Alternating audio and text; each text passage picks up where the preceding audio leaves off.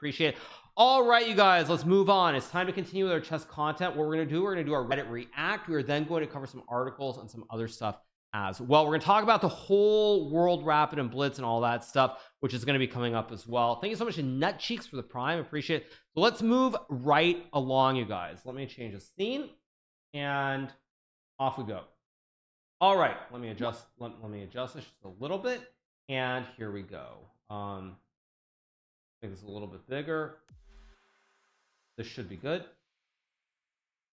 That looks good. Okay, here we go. We're gonna do our Reddit react. We're gonna do top for this month since I haven't done Reddit in a very long time. First thing we have is this. Let me adjust a little bit. Pull it over just a touch. Okay, there we go. All right. First up, we have the glow up is real. This is Hikaru in 2017. Wait, let me make this. Oh, 2017. I gotta face Magnus. 2022. Magnus gotta face me. Nice. This is not far from the truth because I'll tell you, like, of course this is touched up with the lips, but in general this isn't wrong. That like in 2017 my attitude would have been, man, Magnus in this tournament, I'm probably not going to win the grand prize. Scheisse is what I would probably say. So anyway, let's keep going. Next up, we have I'm sorry, Hikaru, but your selfies really need some work. GMHikaru with this picture here. What do we have? We have GMHikaru, and this is a picture of me, Magnus Carlsen, and of course his dad Henrik Carlsen as well. Now the thing is with this, what I did is I tried to take it with two hands rather than just stick it up with one hand and snap it. So I agree, that's why it doesn't look like a true selfie, because I use two hands like a total boomer. So you guys aren't wrong, okay? You're right. Next up, what do we have? We have unbeaten in 25 games. Okay, Hikaru in the World Rapid, Hikaru in the World Blitz. Nice. I like this. This is good. This is a good one. This is good. Nice. Well done. Well done. What do we have next? We have rare photo of Hikaru milking the clock against Magnus. Dude, I mean, come on. Seriously, dude? Unbelievable. Unbelievable. I have no words for that, okay? I just have no words, okay? Anyway, thank you so much to Mr. Alexander Bortnick for the raid with 93. Thank you so much to Bortnick Chess. Hope you guys who are watching the stream are enjoying yourselves. We're here covering some chess-related content. We're doing our Reddit react. We're going to talk about the FIDE World Rapid and Blitz, FIDE, dress code, all kinds of stuff that was going on, all the drama shortly. But for right now, we're doing our Reddit react. Next up, we have Chess in Ohio. What is this? Looks normal. King and... Oh, the king and queen are set up wrong again. Dudes, how do you always set up the king and queen wrong? But let's watch it, okay? Let's watch it. Okay, what do we have?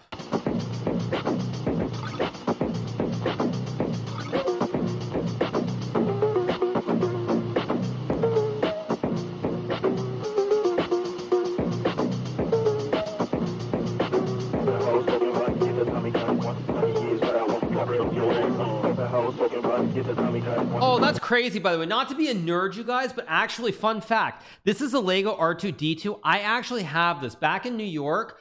I have I think I have the Lego that it's the X Fighter, I think it is, with R2-D2 and Luke Skywalker. So I actually have R2-D2, this Lego R2-D2 back in my house in New York. I think it's the X Fighter. No, not is it, no, no, it's not the X Fighter, is it? Or is it? No, it's TIE Fighter. It's a TIE Fighter. Sorry, I'm thinking of the Darth Vader one. I also have that, whatever the Darth Vader was. It's I think, no, it's X-Wing, or is it TIE Fighter? It's X-Wing. It's X-Wing. Okay, X-Wing. Okay, yeah. Actually, let me Google it just to make sure. X-Wing Lego. Let me double check. Let me see. Images. Let me see. Is this? Yeah, it's the X-Wing. It's the X-Wing with the two things on the side. Yeah, it's the X-Wing. Yeah, you guys are right. X-Wing.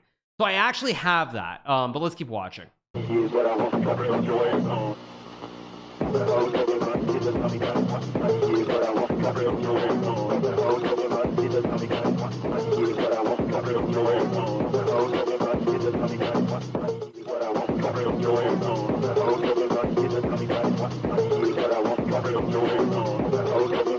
Poker chips.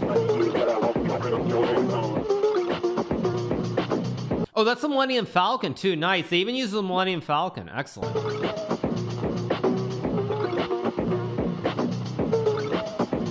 Monopoly money?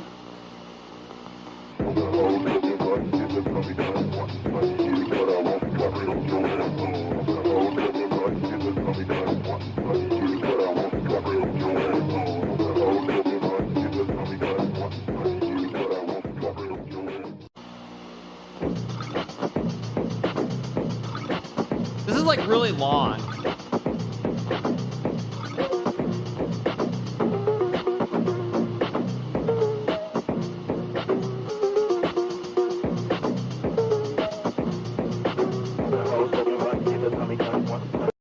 Okay, all right, that's, yeah, that's a little bit too much, but still. Anyway, let's keep going on. What do we have next? We have the art of chess. Okay, Black, Catch Me If You Can. This, of course, as everybody knows, is the famous study by, I believe, Mr. Paul Morphy, the famous, I mean, he was the best player in the world, knockout world champion. I don't remember what year this was, but it's Rook A6. This is a classic Morphy study. Rook A6, yeah. Thank you so much. Okay, anyway, white is like, yeah, white is mittens. Okay, what do we have? Wait, what the heck? Okay, next up we have, okay, sorry about that. Finally, we understand now. We have what we see versus what Hikaru sees. Bishop is an X, the rook is a plus, the horse is an L. Okay, fair enough. What else do we have? Next up, why is it still playing on this? Why is it still playing? Jeez. Okay. Okay, next up we have, so what's your rating?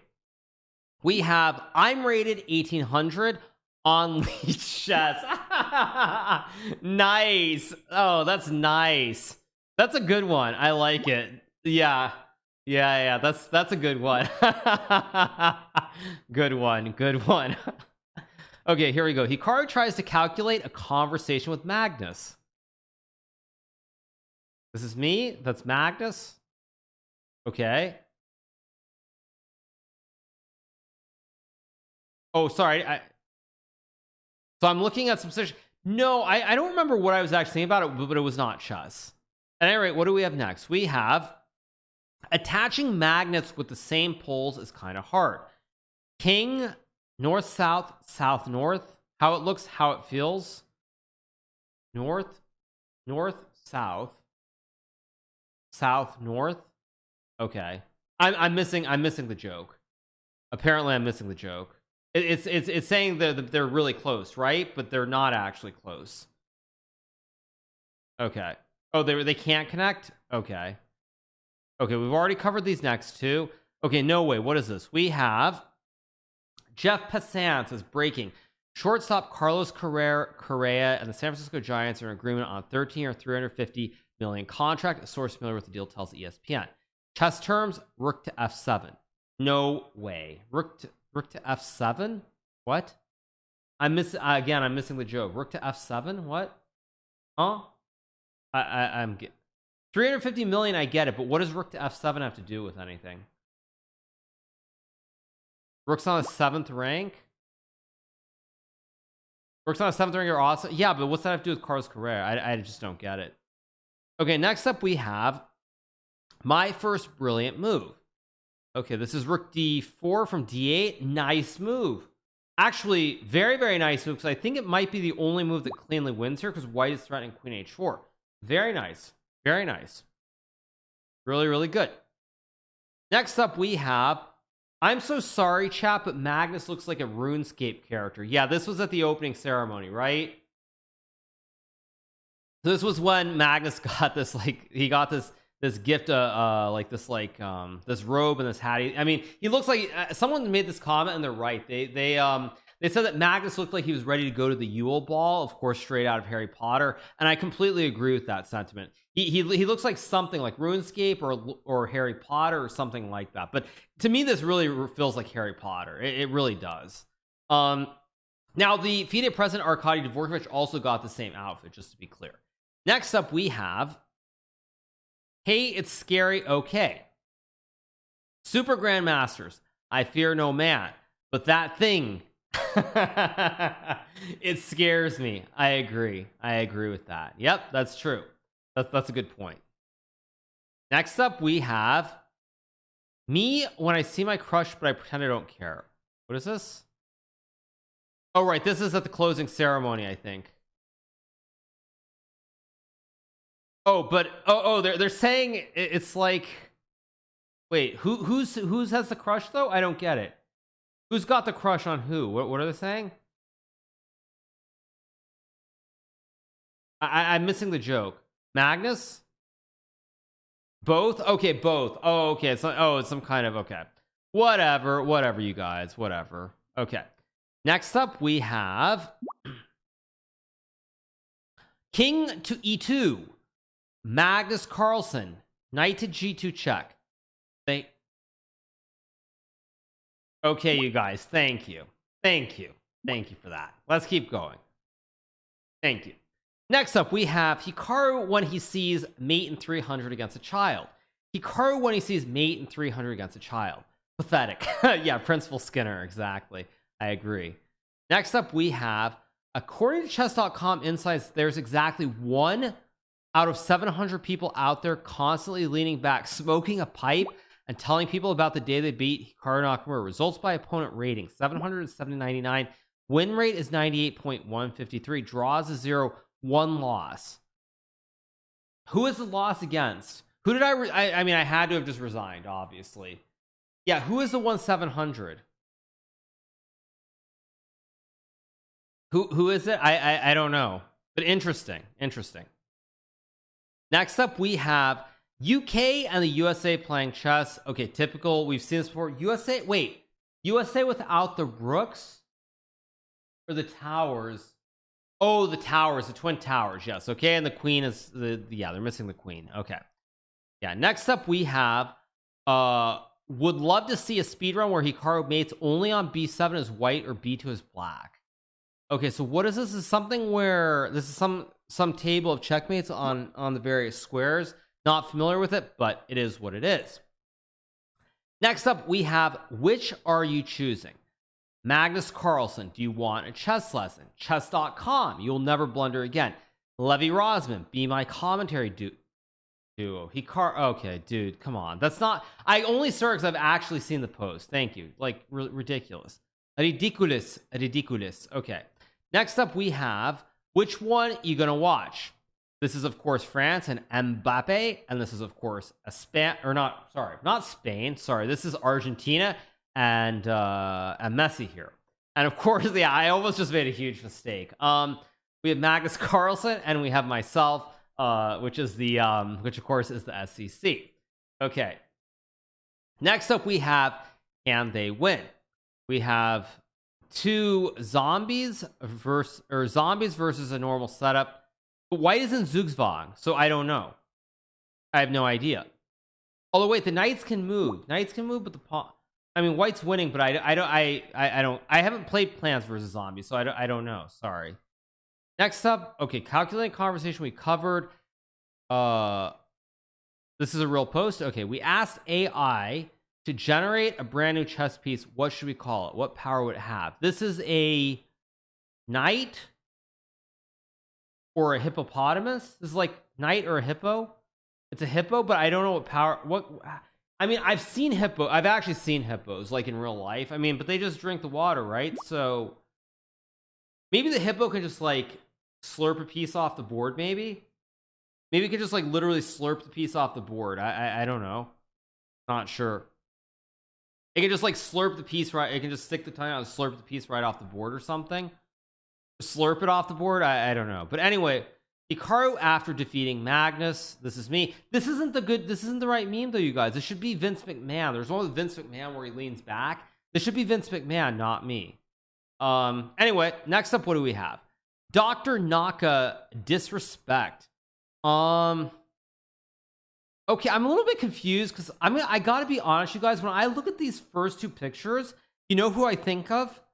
I don't think of myself. I don't think of a doc. I honestly think of Peter Dinklage when I look at these first two pictures. These first two pictures were this actually to me looks kind of like Peter Dinklage a little bit. Just the first two, not the last two, but these first two specifically kind of remind me a little bit of, maybe this one not so much, but this second one, I'm telling you, this looks like Peter Dinklage. This really does look like Peter Dinklage.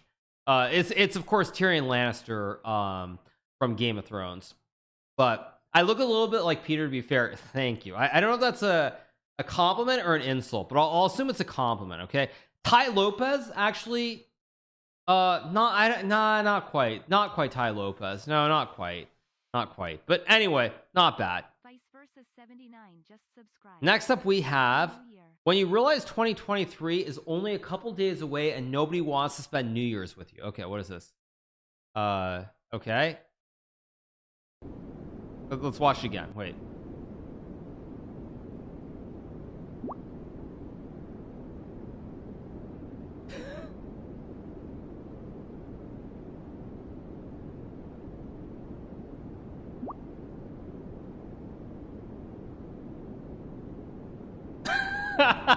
This is actually pretty good. This actually is how you would expect someone to react.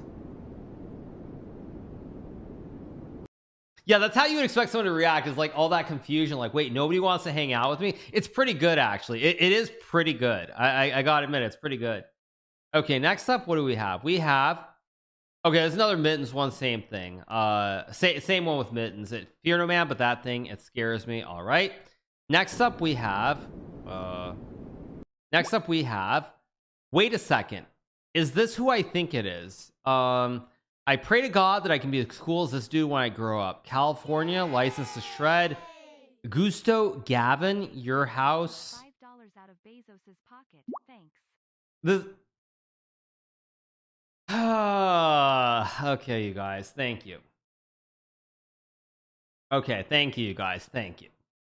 Okay, what do we have next? Hikaru is about to hang his 5,000th pawn on chess.com. Hanging pieces you left hanging. I've left a pawn hanging 49.99 times, or 84.8%. I don't know if this is true, but if it is, that's pretty rad. If I've actually hung a pawn 5,000 times, that's actually pretty cool. I like it. Next up, we have I achieved the greatest accuracy of all time. 69.1 versus 69.1. Do we have many more? Let's see. I've already seen that. Actually, you know what? Actually, you guys, I think we've pretty much covered enough. So we'll watch one last one, and we'll just end with this video once again for everybody, because it's actually a really, really good video, and I really do like it. So we'll end with this so everybody can enjoy the music before we move on.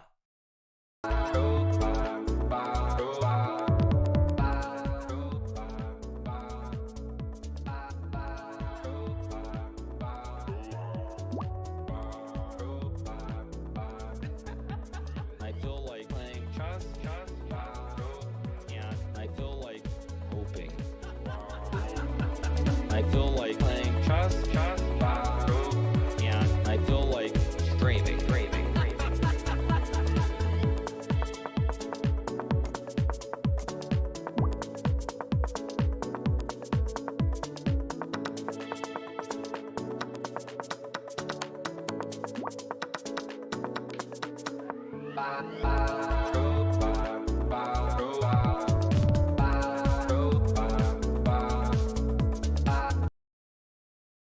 Yeah, only plays for a full stream. I might use it in some kind of way. But anyway, you guys, that's gonna be our Reddit recap for this week. Obviously, I'm gonna start doing it every week again, pretty traditionally. But for right now, that's all we have. So we will do it again. I think next Monday. I think I'm streaming. So make sure to post your favorite memes, your jokes, whatever it is that you find interesting regarding me on my subreddit, and we will keep doing this. So that is the first thing that we want to cover, and now we are going to keep moving along, you guys. Next up, we have. I think next up we're going to first of all cover this because it's a light, nice article from chess.com, which is the 2022 Chess.com Award winners. Chess.com wrote this article on January 3rd of 2023. We have over 10,000 members chimed in with their votes this year, and Chess.com is happy to announce the winners of the 2022 Chess.com Awards. These awards are an opportunity to celebrate the fantastic year 2022 has been for chess. They are also a way for the community to recognize and reminisce on the great games, moves, players, creators, and other highlights this year brought us. In 2022, we had it all. Over the board, we've witnessed incredible performances like Grandmaster Hikaru Nakamura becoming the second Fischer Random World Champion. We saw young talents led by GM's Norbek Abdustorov and Gukesh D making history in the Olympiad. GM Jan Nepomniachtchi also graced us with his record-breaking performance at the Candidates Tournament. We have a picture of me. I don't know why I'm smiling like this. I look like such an idiot here. Don't ask me why, but yeah, this is I don't know why I'm smiling like this. This is just ridiculous. But anyway, okay.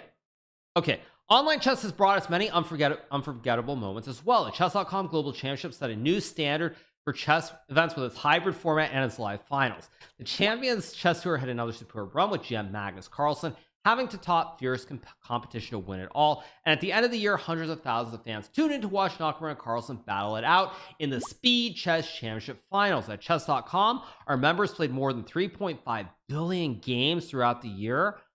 And that's not even counting over 1.5 billion games played against bots. We've also surpassed 100 million members of Chess.com. Our country would be the 15th most populous on Earth.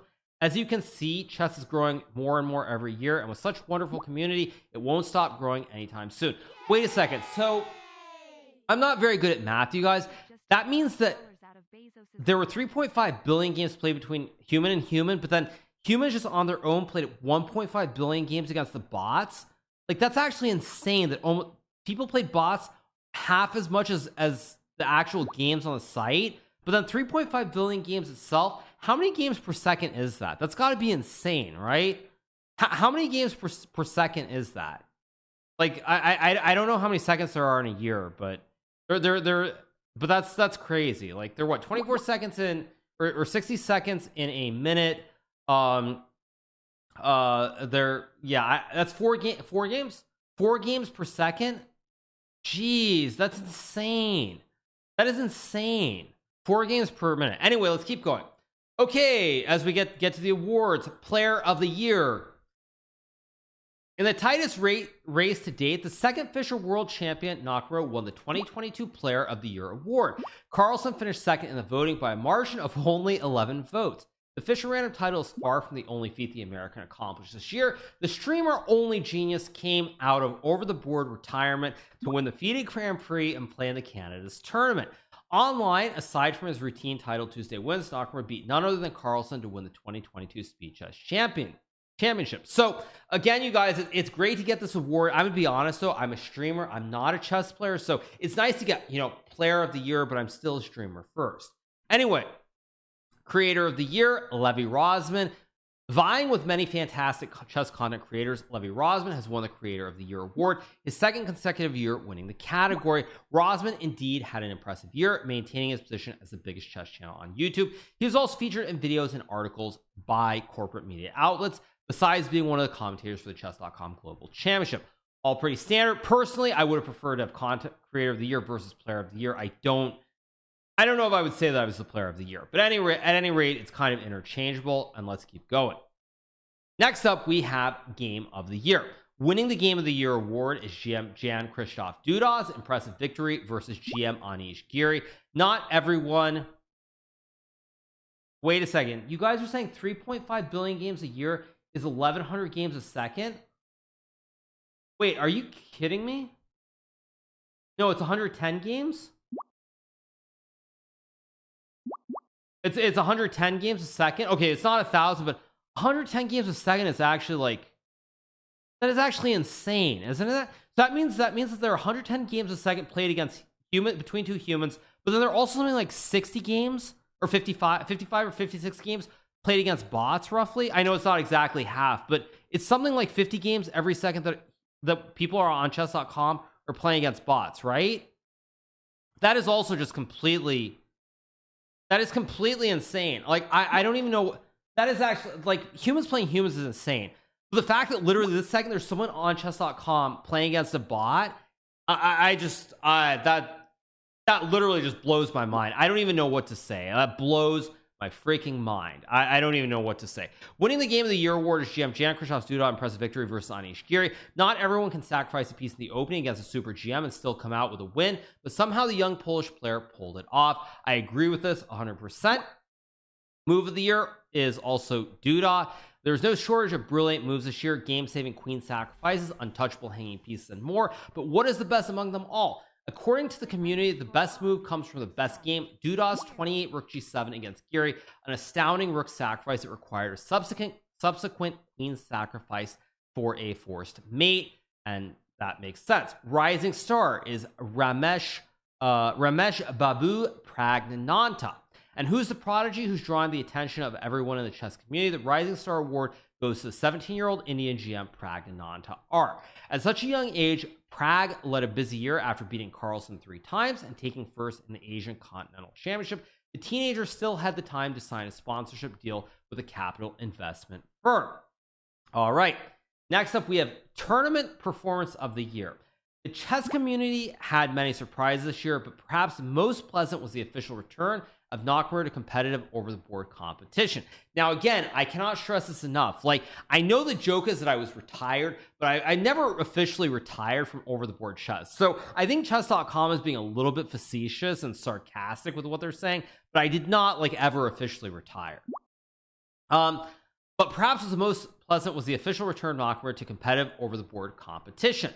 With many successful performances, his Fisher Random World Championship title secures the Tournament Performance of the Year award for the American. I get it as first, Giannis second with the Candace, third is Noterbeck at the Olympiad. I have to be honest, I don't know if I agree with this, but it is what it is.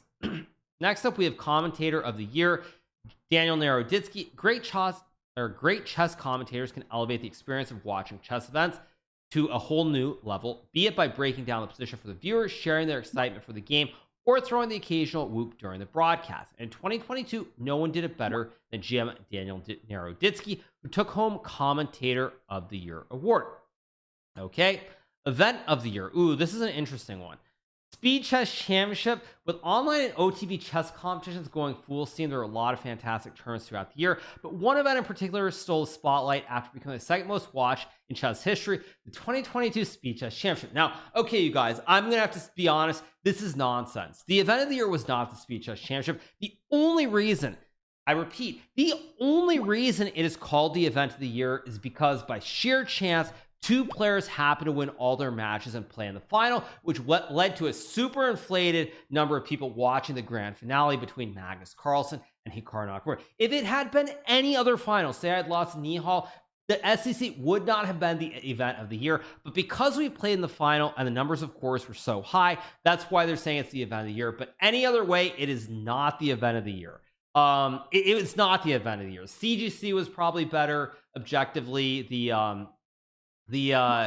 CGC was probably better. I'd say candidates, honestly, was super exciting. Super exciting. I thought only 15K watch every match until the final match. And then it was something bananas. Like, I want to say on Twitch, it was maybe like, Twitch was insane. I mean, Twitch was completely insane. YouTube, I think, was also insane. So I think they had like 150K between chess.com on Twitch and YouTube, my channel as well. So it's what it is. Story of the year. Carlsen will not defend the World Championship. Not surprisingly, the biggest story of 2022 is Peter Dogger's Magnus Carlsen will not defend World Championship title.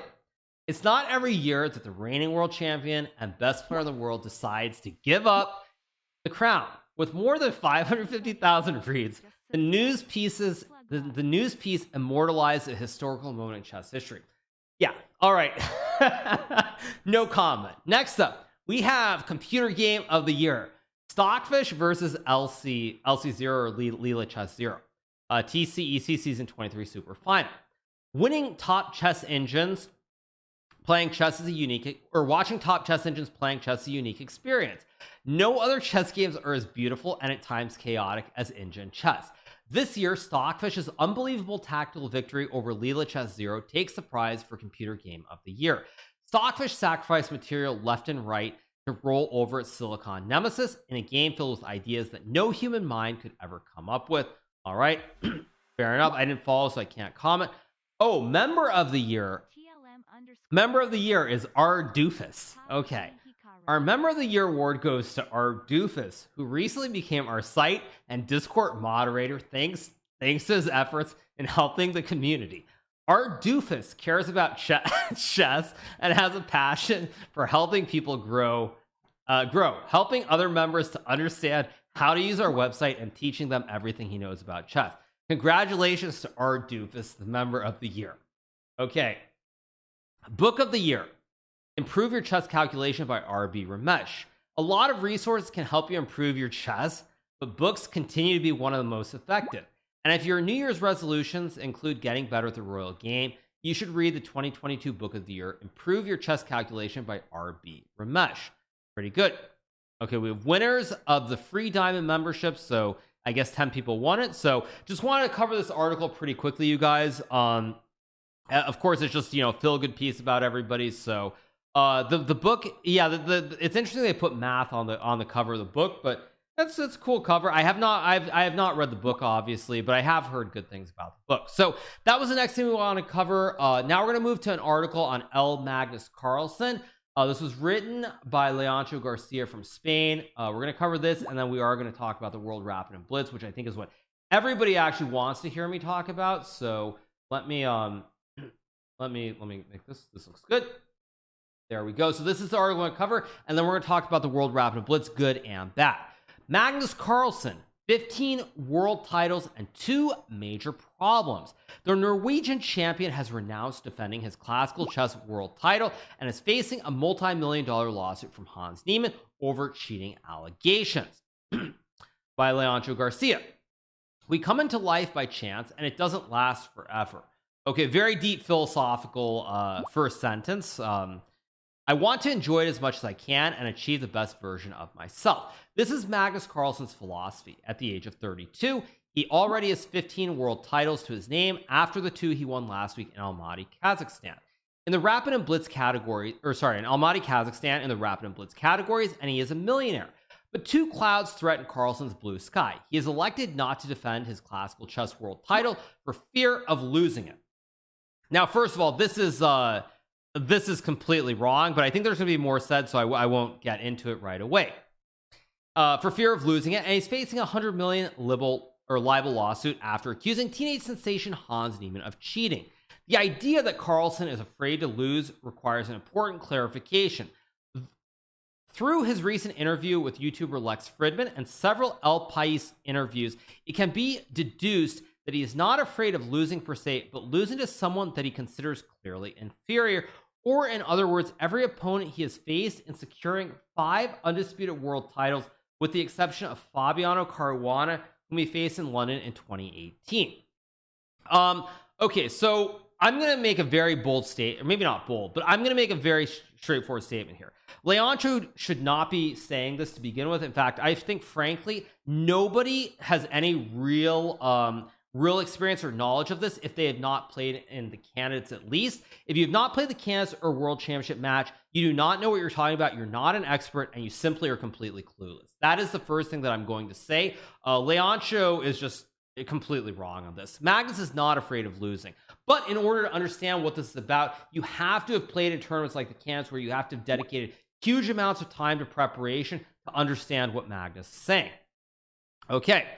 What do we have? I was not at the top of my game, and he was. That made the match very even, which resulted in 12 draws and slow games, and my victory in the rapid tiebreaker. If I had lost that duel, it wouldn't have been the end of the world, but in the other 4, I considered myself clearly superior at the time.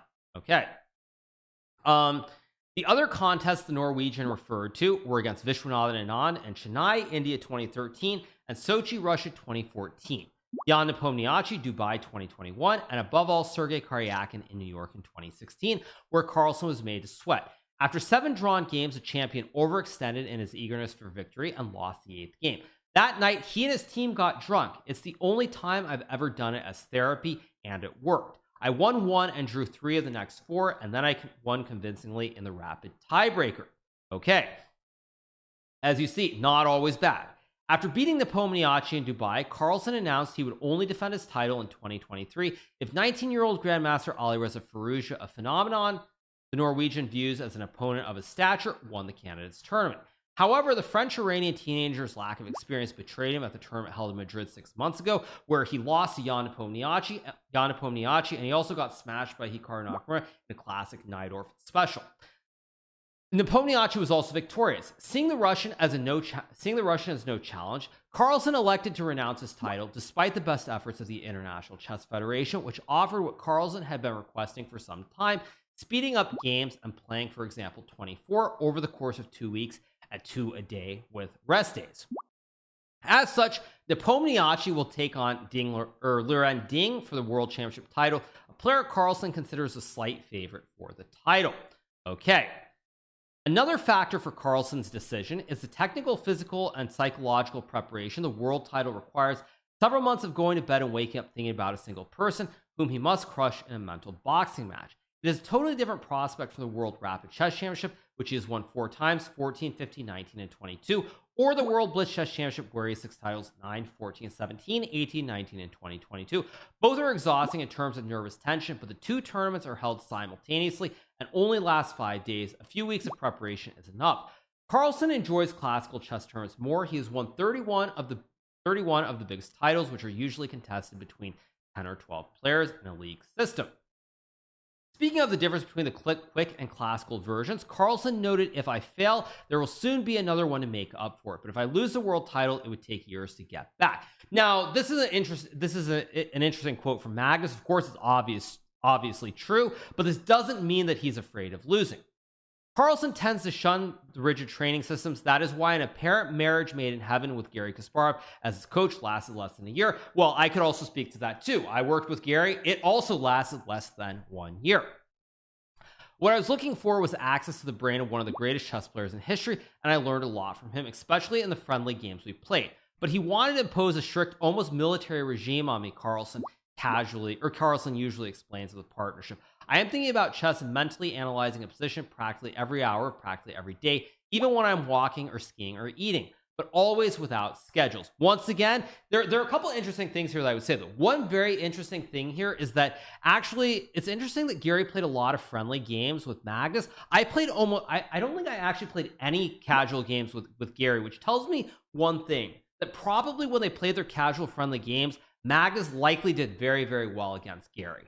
Because I did not play against Garry. Garry did not want to play against me, which makes me think that probably the games against Magnus did not exactly go all that well, and so therefore it was never really something that that became a topic when we were working together. Okay, Carlsen has yet to make any public comment on the lawsuit filed by Niemann in Missouri against him. His company, Play Magnus Group and Chess.com, among others, which claims that Carlsen accused Niemann of cheating without providing any evidence after the American teenager defeated the Norwegian in the 3rd round of the Singles Cup on September 4th, 2022. My weakest point is controlling my emotions, Carlsen told the newspaper. Now, that's also interesting here. My weakest point is controlling my emotions, Carlsen told the newspaper on December 5th, 2016 in New York after his victory over Karyakin. The reason this is actually interesting about emotions, because I think if you ask any top chess player, they would say Magnus's strongest point is that Magnus is like ice cold. You feel like he keeps things controlled much better than anybody else. So it's interesting. Or wait, this was in 2016. So I guess, yeah, this is 6 years ago. But still, anybody would say that that's actually probably his strongest point, which is interesting to know. Everything indicates that this was the case on September 4th. Everything indicates this was the case on September 4th. On the other hand, it seems he has his emotions fully in check when he wishes to avoid a duel for the world title against opponents who do not motivate him. Okay, I'm not even going to touch this topic. But yeah, I'm not even going to touch this. What does keep Carlsen ticking is the prospect of beating Kasparov's record, a feat bordering on the impossible, being world #1 for 20 consecutive years, 1985 to 2005.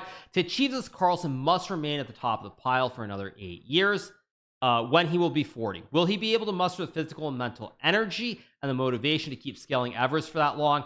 Carlsen has also set himself the goal of surpassing 2,900 points on the ELO rating, a feat comparable to a long jumper leaping 10 meters. He currently holds the highest ranking in history of 2882, ahead of Kasparov and Caruana. Now, again, when it comes to this sort of stuff, I'll be blunt. I think Magnus is likely going to be the #1 for at least another 3 to 5 years. Will he be #1 for like 8 or more? Who knows? Will he get to 2,900? Very unlikely, unless there's some magic Mexico City Olympic where everybody's rating gets inflated, just like the air was inflated in Mexico City when Bob Beamon did that classic long jump. But realistically, I don't think 2,900 will happen.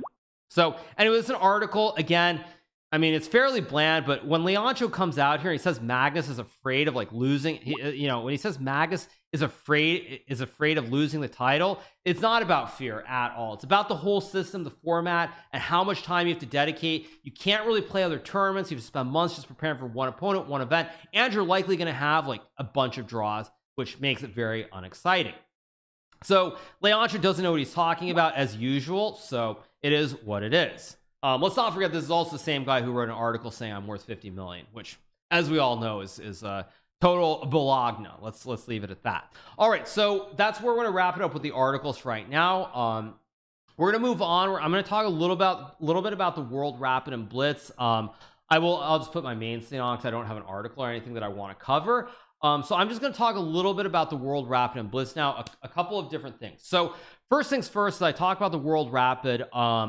Big shout out to the local organizers who put on the event. I think they did a great job with the hotels, with the playing venue. I thought it was fantastic. The main organizer, of course, was Darman Sadvakasov, who was a player who actually was in the US for a while. I played him all the way back in Las Vegas. I think I played him in like the National Open in like, I want to say 2003. I don't know if the game exists in chess, on chess games, but maybe it does. Let me see. Does it exist?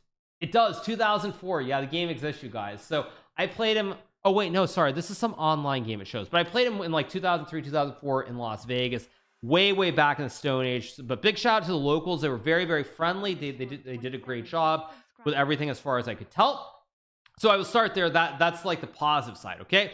First thing that I'll say that's very good is about the local people. I really enjoyed everything they tried to do. So now we'll move on to the other stuff. So first topic that I'm going to talk about is about the whole Iran situation. There were quite a few things. First of all, I'll talk about the Iranian men. So as people know, I believe in the rapid portion, 2 Iranian players were paired against Boris Gelfand, who represents the country of Israel, and they had to forfeit the game. Now, I know Fabiano has spoken about this a little bit, I think, on some of his podcasts. It's a very unfortunate situation where you have these pairings and the Iranian players cannot play against Israeli players because, of course, the insane government of Iran, I will just say that right now, does not recognize Israel a country. Of course, if they did that and they weren't busy funding terrorist groups, maybe they would actually be part of the global world and part of the actual system. But alas, they don't do that. The people suffer, and it is what it is. I'll stop with the political stuff right there. But when it comes to the actual players, they do not have a choice, because if they play, they will at the very least be kicked out of the federation and potentially at the very worst end up in jail. Now, I know obviously to those of us in the Western world, it's like, how can that happen? Freedom, whatever. You can't just throw people in jail. Well, in the great country of Iran, the government will throw people in jail. They will kill people. They will do whatever the heck they want to do. And I'm just going to say that because I literally don't give a fridge. So that's the first thing that I want to say. I think that in terms of FIDE, what they have to do is FIDE needs to do something about it where they just avoid these pairings at all costs. It's just something they have to do, because the players themselves, I don't think, would avoid playing against people from Israel, but they don't have a choice because they end up in a lot of trouble. I think it was in 2017 or 18, 2 Iranian players did actually, I think, accidentally play against an Israeli player. They had to go home. They had to apologize publicly, and it was just a complete joke, but it's what it is. So I think FIDE needs to do something about that in the future so you don't have it. I know Ali Reza himself had to forfeit a game as well in a tournament. He was paired against an Israeli player. So really, I think FIDE needs to try to do something to just prevent it if possible. It's what is players should sign a document. If they refuse to play, they should be banned. Dude, like, it's not about FIDE. The players have an actual government that will potentially throw them in jail if they play. Like, it's not about the players. Like, you can't ban the players when the country itself, like, I mean, do you think, well, let's back up a second, because people seem to not understand what I'm saying. Like, let's look at this realistically. If I play someone and I risk getting thrown in jail, does that matter more than like potentially getting banned from FIDE? No, of course not. Of course not. I mean, getting banned by FIDE is like a picnic, is a walk in the park compared to getting thrown in jail potentially. Right? I mean, are you guys on drugs? Seriously. I assume that's a troll, but really, dude, check yourself, because I don't know. To me, like, if I had the choice between potentially going to jail or worse, or getting banned by FIDE, I think I know which one I would choose. They should just choose jail. Yeah, just choose jail. Exactly. Live stream from prison. Yeah. So anyway, that's the first thing. FIDE shouldn't let them play, but FIDE can't not let them play, because these are very talented players who do want to play. It's just a very bad situation, and I don't think the players should be punished, because the players would play if they could. Most of the players would play. Most of them would. I'm pretty confident on that. Fabiano, I think, said as much recently. So it's just not that simple. I think FIDE just has to do something where they basically try to avoid the pairing at all costs, unless it's a situation where you have to. So that's the first bit I want to say. Second bit that I want to say is also related, which is obviously there was a player from Iran who was in the process, I think, of leaving the country while playing the event. And I was actually kind of appalled that during the event, when she wasn't wearing the hijab and she was in the process of leaving, there were all these articles that were published. I thought it was very irresponsible of Leandro Garcia, as well as several others, to publish these articles when the player was in the country of Kazakhstan, because as people probably know, with the country of Kazakhstan, they're one of the few countries that has diplomatic relations with Iran. So Iran, during the term, they could have been like, well, she's breaking the law, she's violating our rules, you should just send her back to Iran. So I thought it was highly irresponsible of the journalists who were just like, we're going to publish these articles at all costs, rather than think about the actual human situation, what could have become very catastrophic. So she did make it out, as far as I understand, but like Leandro and a couple others who went full blast and published this article, they could have waited 1 or 2 days till the tournament was over, till she was like out of Kazakhstan, and it would not have, nobody would have been any worse off for that, instead of literally publishing it towards the end of the tournament, when the Iranian government could have just like rang up the Kazakh government and been like, okay, well, you have a national in our country, we want you to return her to Iran. So I thought it was horribly irresponsible and highly dangerous. I think fortunately nothing happened, but very, very, very, very irresponsible. And I hope in the future such things don't happen again. So that was the first bit I want to cover, like the whole Iran situation. There was a third part to that, which is, of course, the chief arbiter was Iranian, but I'll get into that a little bit later. So let's move on. I will talk now primarily about some of the game controversies. This relates to arbiter as well. There were a couple of controversies throughout the event which happened, where players like made a move, or there were people talking in the background, all sorts of things like this.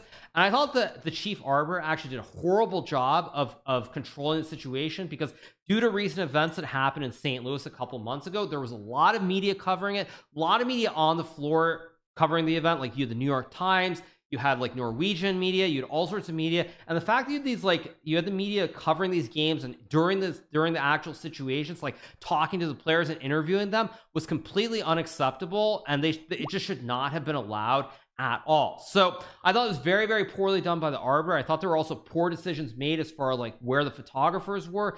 Specifically, there was a game played between there's a game that Alexandra Kosteniuk played, I think, in the last round of the women's event, and the photographer was literally on the ground right in her eyesight, snapping pictures when she had like seconds left on the clock. Again, horribly wrong, should never have happened at a top level event. And I do think that the arbiter did a very, very bad job of handling these situations. So that is something that I wanted to mention as well. And now the last bit that I want to cover is, of course, the classic FIDE situation. Now, to be very clear, there are people within FIDE who do a very, very good job at what they're doing. But overall with this event, I thought FIDE once again failed completely, and they failed very miserably.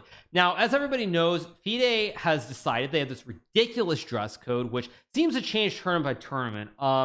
And basically what they've decided is that essentially they're not okay with business casual. What they want is they want that you cannot wear jeans. Doesn't matter if they're formal jeans or not. They say you cannot wear jeans, you cannot wear bright colored shirts, you cannot do this, that, and the other thing. Now I'll give you a great example of a very basic thing. But as everybody knows, Almaty, Kazakhstan is it was very, very cold. It was winter, it was snowy, slushy, there was rain, very, very, very wet and cold. Now, for example, the players, like, let's just say you have to walk from your hotel to the playing site. And let's just say the hotel's not really close by.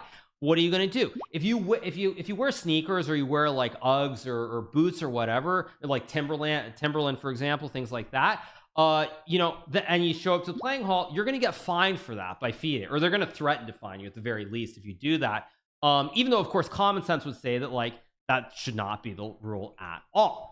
So that's one basic example. Now we'll move to the actual stuff, which is that during the event there were a couple players in the rapid portion who I think were wearing jeans. You had like Dubov, you had Amon Hamilton, Eric Hansen, you had Jan Nepomniachtchi as well, who was wearing jeans, and basically they let it slide at the start, and then this great Iranian arbiter, I think on the second day of the rapid, like maybe like 6 times in a row, or not 6 times in a row, but 6 times over the course of like 2 or 3 games before the round started, he's announcing you cannot wear jeans. If you show up in jeans, you were not going to let you play, all this sort of stuff, which was very, very much, or very, very insane. Let's put it that way. And I don't really blame the arbiter per se for, I mean, obviously went over the top with it, but FIDE has got to do something about this, where like when you're playing classical chess, I mean, even classical chess, frankly, I think dress jeans should be allowed, or business casual should be allowed. But when you're playing rapid and blitz specifically, like the notion of having to wear like having to wear dress pants, having to wear like really formal dress shirts when you have to make a lot of moves really quickly is just total nonsense and totally absurd. And FIDE really needs to change that. I know Jan Nepomniachtchi actually was arguing with FIDE nonstop on the whole first day about it. And I would also say FIDE is another big problem, which I should highlight, which is FIDE is under this very funny impression that they think this whole boom, everything that's happened, is because of this great show called The Queen's Gambit. Now, The Queen's Gambit was a great show, obviously did amazingly well. People within chess, people who had no interest in chess at all got into it. You know, like as an example, I remember reading the Phil Mickelson book, and they talked about how he was such a huge fan about the show. I think they even said that he talked about like Tiger Woods, which is just like, I mean, let's be real, like that's just so beyond absurd in any world that you're like, that can't possibly happen. But at any rate, the point, I'm Piers Morganing myself. Well, I want to like go after FIDE because like I'm sick of all their BS. But the point is, like, FIDE is under this illusion that what people want to see in this world is that what made Queen's Gambit so successful is this whole illusion of like the 1950s, everyone in this like really formal attire, like these very quiet, elegant rooms, and so forth. And that's just not the case. Now, the reason I know that's true for a fact is because the FIDE people during the Canada's tournament, you know, when they did the walkthrough before the event began, they were just gushing over themselves about how like it's so much like the Queen's Gambit, it's so awesome, it's what everyone wants to see. So that's why I know for a fact that they do believe this. I'm not just like making this up. And they're under this impression that that's what actually is like drawing people in. Now, to add to this point, there were also some great emails that were sent out, which I'm not going to read in their entirety. But I remember before the second day of the rapid, there was this great FIDE email sent out that was like, dear players, you have to let FIDE know who your sponsors are. You cannot wear any apparel with like a sponsor without getting approval from FIDE first. Now this was the other part of what I wanted to allude to, and I thought to myself, you know, why did they actually send that email? And I'm pretty sure the reason that email was sent out is that because at the end of the first day, the final round, I believe there was a game played between Magnus Carlsen and Arjun Erigaisi from India. And the reason that I'm pretty sure this is related is because Arjun obviously got a sponsor. I mean, great sponsorship deal. Big shout out to him for getting that sponsorship. But he got a sponsorship deal, I want to say like maybe a week, 2 weeks before the event began. And probably he signed up for the event, not even knowing he was going to have a sponsor for the event. And he has a sponsor, and FIDE basically decides that like, no, it's not okay. Now, this is the second part that is absolutely ridiculous. As far as I'm concerned, FIDE FIDE has not shown that they're able to bring in real sponsors, and I'm going to say real sponsors because the amount of money for these events is not comparable to anything chess.com is doing. So until FIDE brings in sponsors that are putting up millions of dollars for every single event, I don't think FIDE has any right to try to say, okay, we have the rights over who can wear what, who can have their sponsorships shown, all this other stuff. Because if I think about it, like, let's just use Arjun as an example.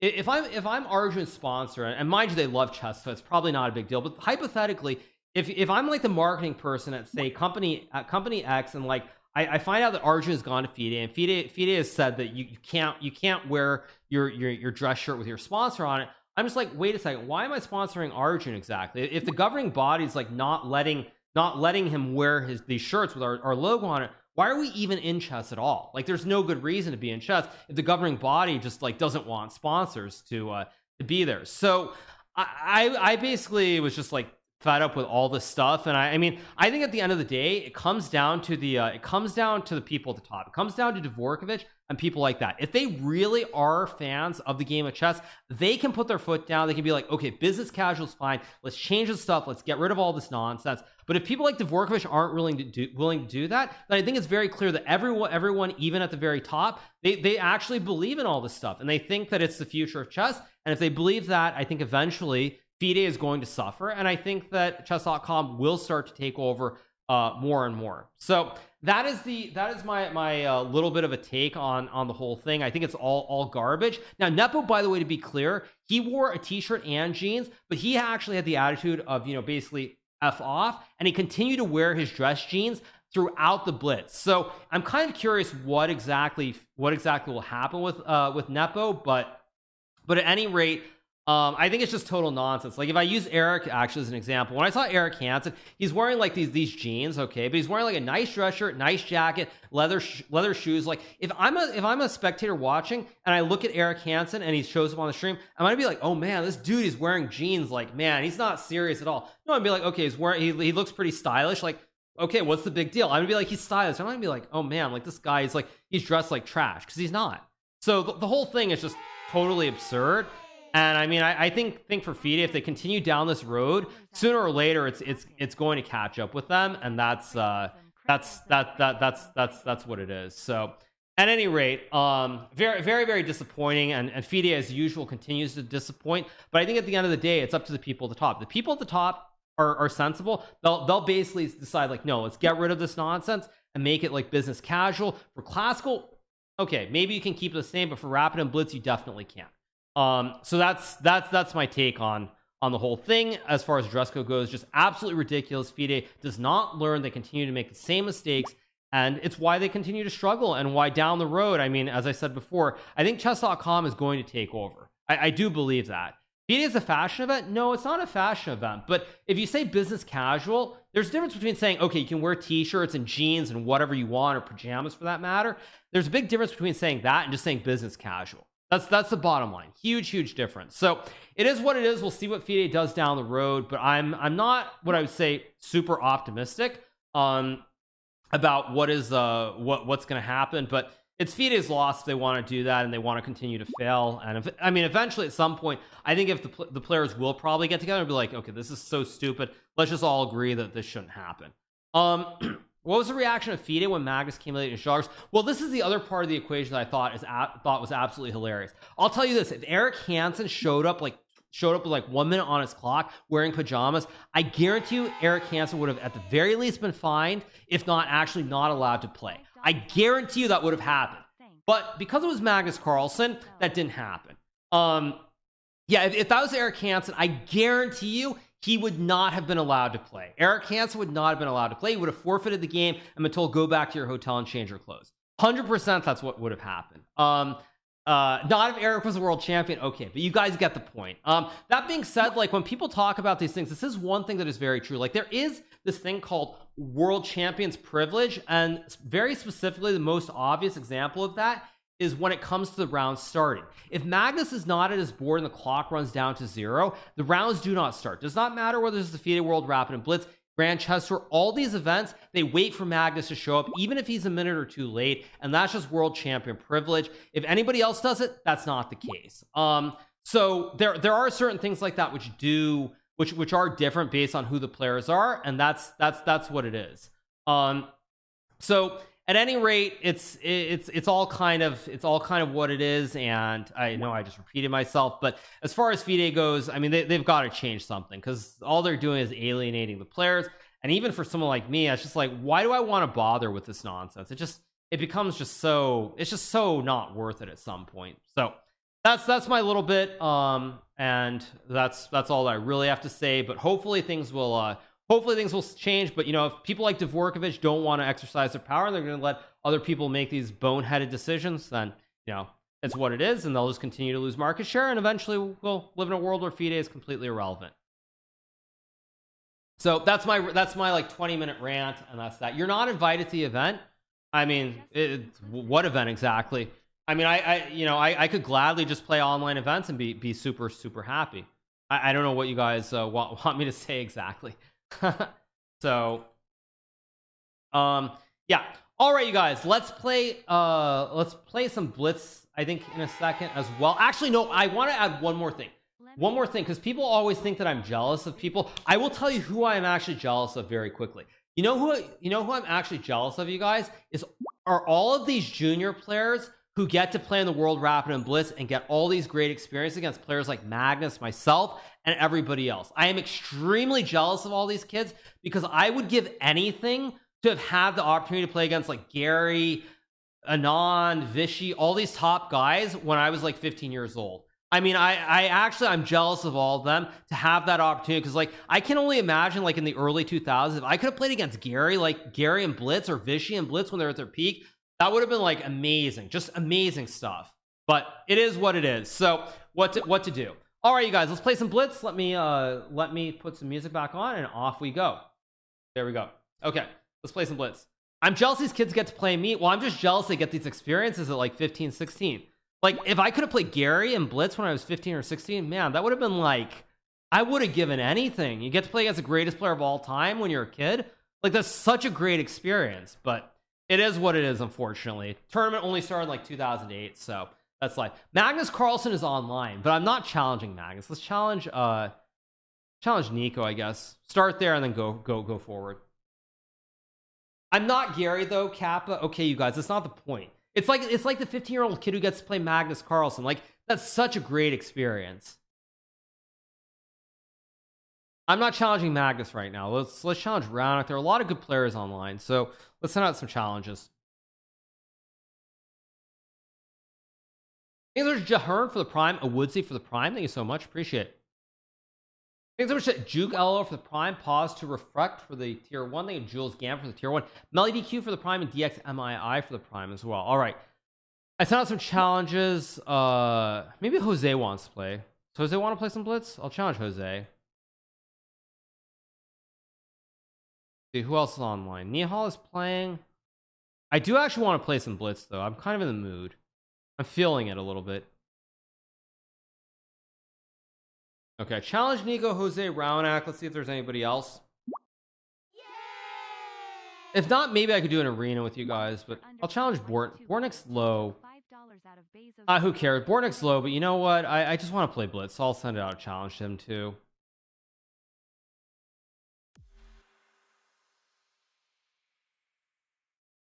Bulolo is playing, Nihal's playing.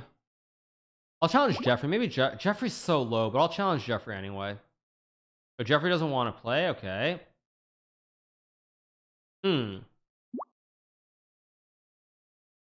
Where is everybody? Where is everybody? I mean, I just don't want to play Magnus right now.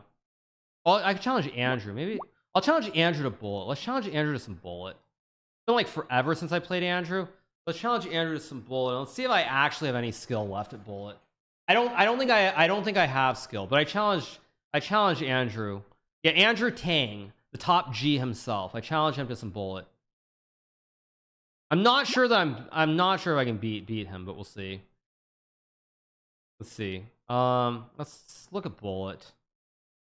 I challenge Bornik to Bullet too. Apparently Bornik is actually really high at Bullet, surprisingly.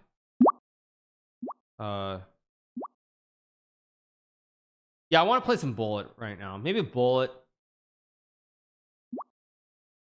Come on. Not letting me challenge him.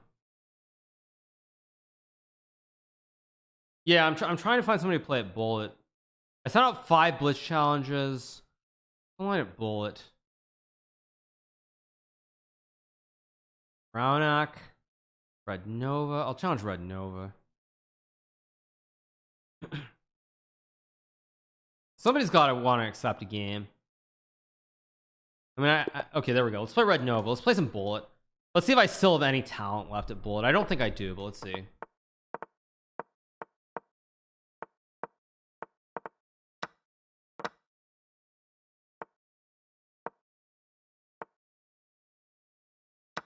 What's this?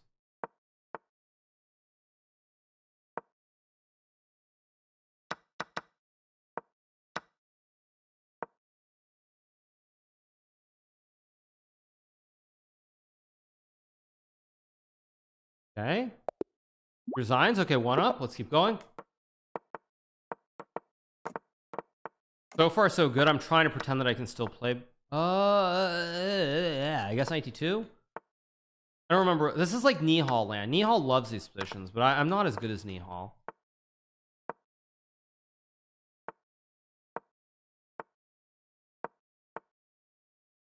Ah.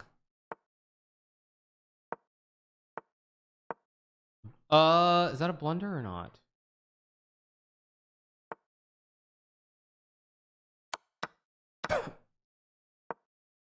Okay, I'm off to a good start.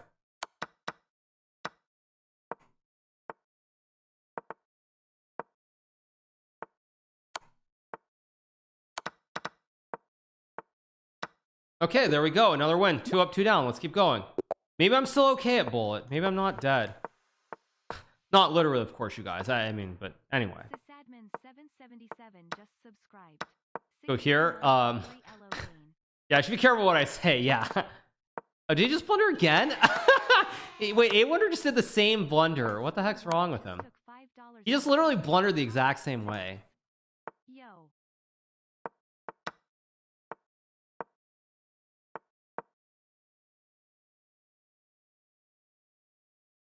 He just blundered a piece the exact same way twice. Okay. I can't tell.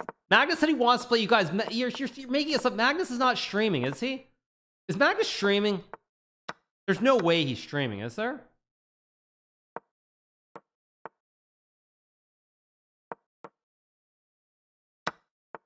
What? No, you guys are debate. You guys must be baiting me. Yeah, you're baiting me. There's no way he's streaming. Okay, wait.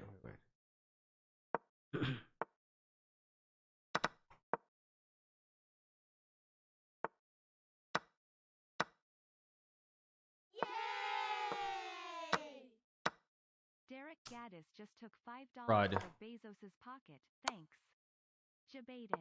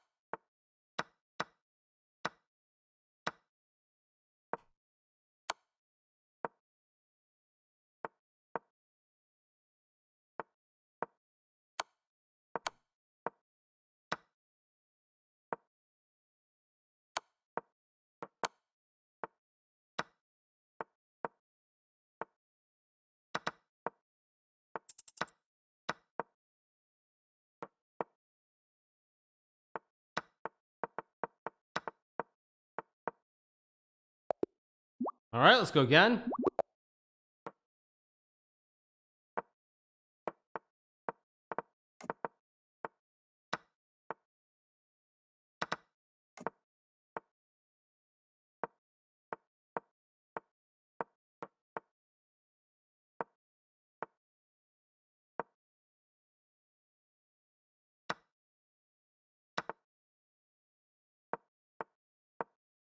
I should be good here, actually.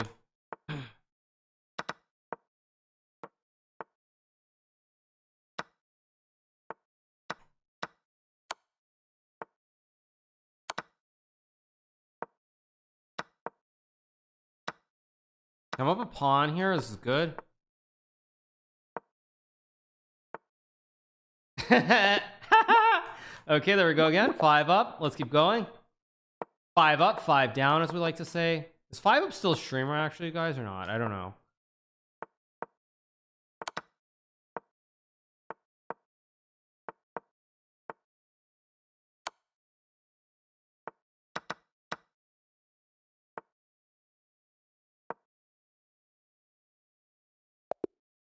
Here we go again. Go again.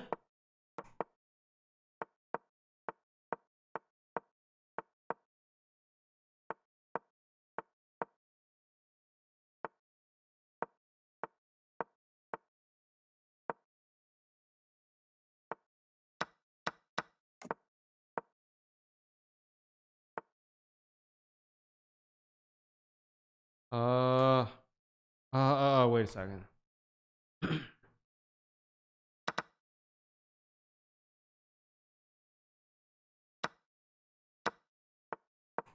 Not what I wanted to do. God.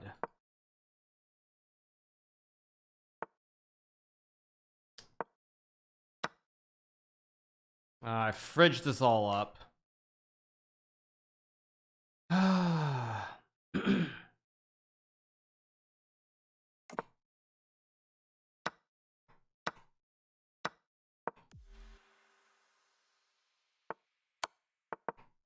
I fridged it.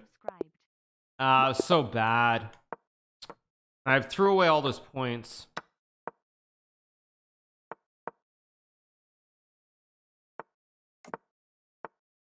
Am I actually losing points right now, even though I'm winning by such a big score?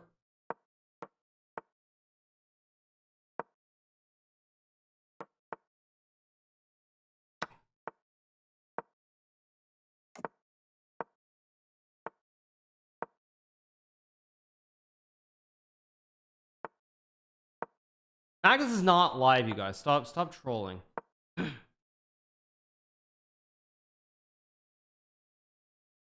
He's not live. You guys are trolling me.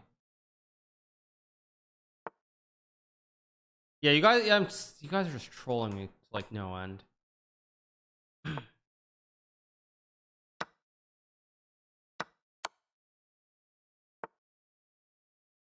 Looks like a classic. Looks like a lolly, unless I'm crazy.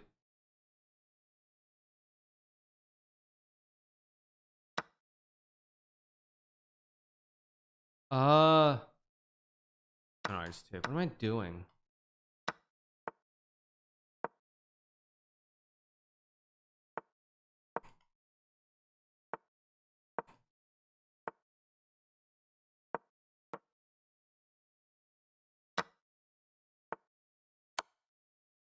Yeah, okay, that's GG. Okay, 2 more to go.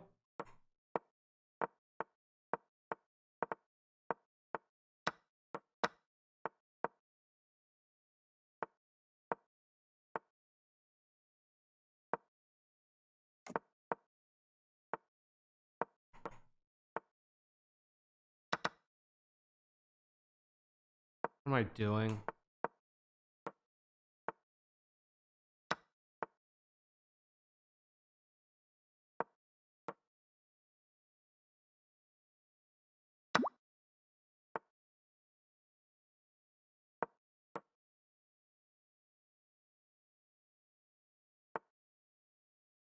How do I do this? I guess I go here.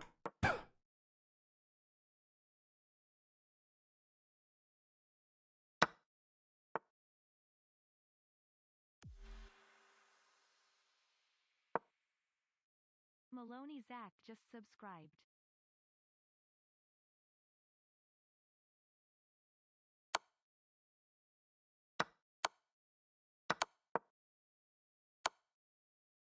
The heck is this?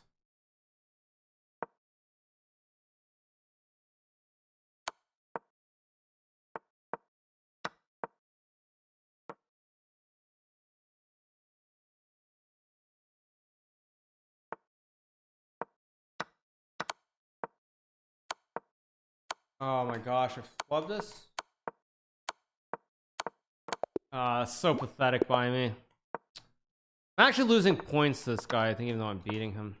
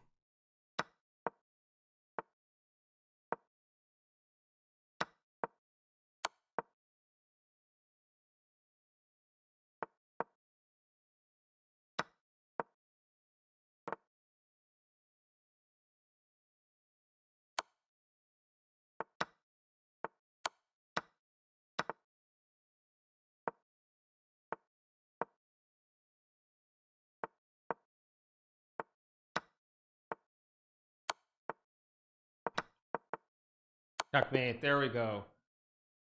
Oh.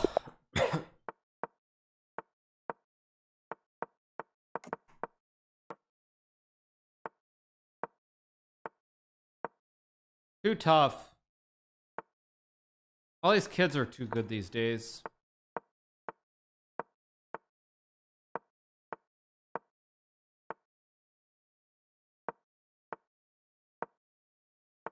What am I doing again?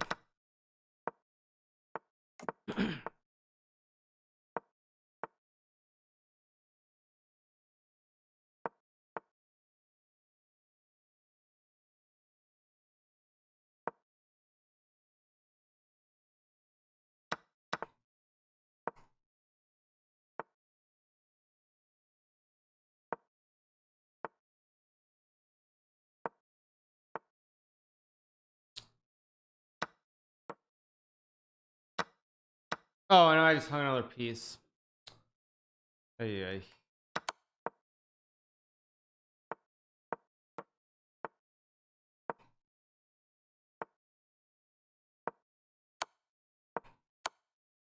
Yeah. Terrible. What did I start at, you guys? Did I start at 1367 or lower?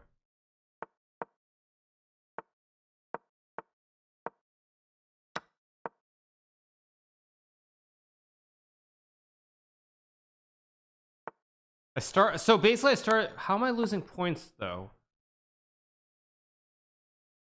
If I'm gaining 3, 3, 6, 9, 12. Okay.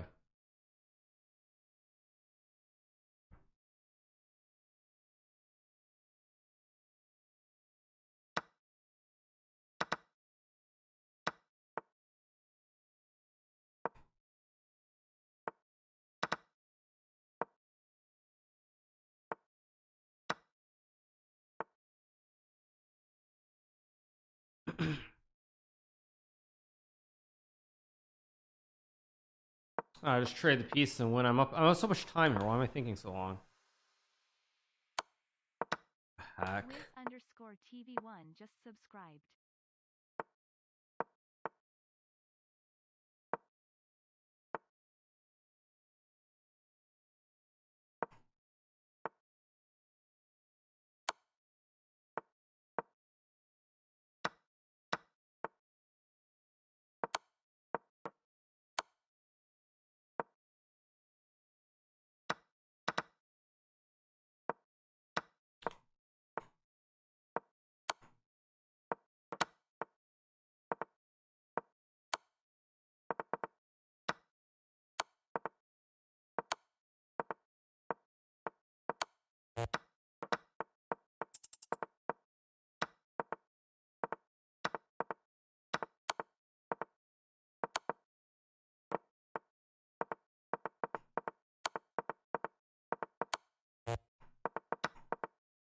I can't move. I just can't move.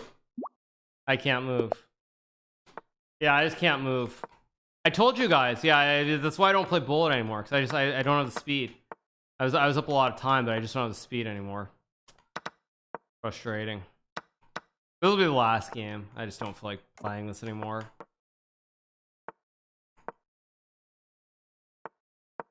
Oh, I meant to go queen c7. Ugh.